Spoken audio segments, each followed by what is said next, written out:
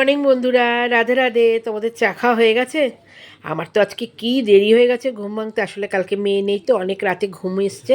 আর তারপরে ঘুম ভাঙার পরে আজকে অনেক সকালে দেরি হয়ে গেছে উঠতে। সকালবেলা তো আমার অনেক কাজ থাকে, সেই কাজকর্ম সেরে স্নান করে পুজো করতে, পুজো দিয়ে উঠতে উঠতে অনেকটা দেরি হয়ে গেছে। যাই হোক, আর কী করবো, তোমাদের নিশ্চয়ই চা খাওয়া হয়ে গেছে, আমার কিন্তু চা খাওয়াই নি। দেখো বন্ধুরা, আমি কিন্তু এখন চা নিয়ে বসে পড়েছি। আর আজ কিন্তু সানডে, আর সানডে মানেই চিকেন বা মটন খাওয়ার দিন। কিন্তু আজকে বন্ধুরা আমার চিকেনও হবে না, মটনও হবে না, কোনোটাই হবে না। কারণ মেয়ে নেই বাড়িতে। আর চিকেনও তো ভালোবাসি না, আর মটন তো সেভাবে খাওয়া যায় না, যা মটনের দাম 1000 টাকা। তাই চিকেনটাও খাই মাঝে মাঝে।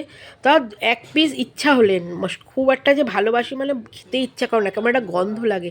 কিন্তু মেয়ে নেই, ওসব চিকেন মটন লাগে। কিন্তু মাছ আছে, মা বললো আজকে আর মাছ করিস না, দেখা যাক কী রান্না করি। এবার সকাল সকাল কিন্তু দেখো মেঘলা হয়ে রয়েছে আকাশ, আবার জানি না কি বৃষ্টি হবে কি না। যদি বৃষ্টি হয় ব্যাস হয়ে গেল, আবার কিন্তু ঠান্ডা ঠান্ডা পড়বে। আর মনে তো পুরো রং লেগে গেছে, কারণ হাতে গোনা আর কয়েকদিন, তারপরেই দোল, মানে বসন্ত এসে গেছে যাকে বলে। তো যাই হোক, সকাল সকাল তোমাদের চা খাওয়া হয়ে গেছে? আজ তো ছুটির দিন, ছুটির মেজাজ। আজ তো সকালবেলা নিশ্চয়ই ঘুম থেকে উঠে বাজার চলে গেছো চিকেন বা মটন আনার জন্য। তা যাও তাড়াতাড়ি, বাজার যারা করনি, যারা করবে তাড়াতাড়ি চলে যাও, চিকেন মটন বা মাছ নিয়ে আসো। সারা সপ্তাহের বাজারটা তো রবিবারই ভালো করে খাও।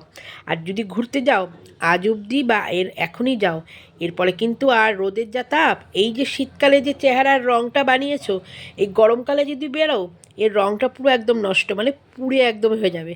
মানে তখন মুখে ট্যান পড়বে, কালো হয়ে যাবে, হাত পায়ে ট্যান পড়বে। যাই হোক, মজা করলাম। যাদের বেরোনোর দরকার তারা ঠিকই বেরোয়, তারা প্রোটেকশান নিয়েই বেরোয়। আমাদের অত প্রোটেকশান না, যা কালো হলেও কি আর সাদা হলেই বা কি, ওরম কোনো প্রোটেকশান। ছাতা ওই হাতে ধরে রাখা ভীষণ বিরক্তিকর, যেভাবেই হয় বেরিয়ে যাই। অনেকটা কথা বলে ফেললাম। তোমরা তাড়াতাড়ি রান্নাবান্না কাজকর্ম সারো, আমিও তাড়াতাড়ি কাজকর্ম সারি। আর আমার মনটা তো একদম আনন্দের মধ্যেও বিষাদে ভরে আছে, মেয়ে নেই।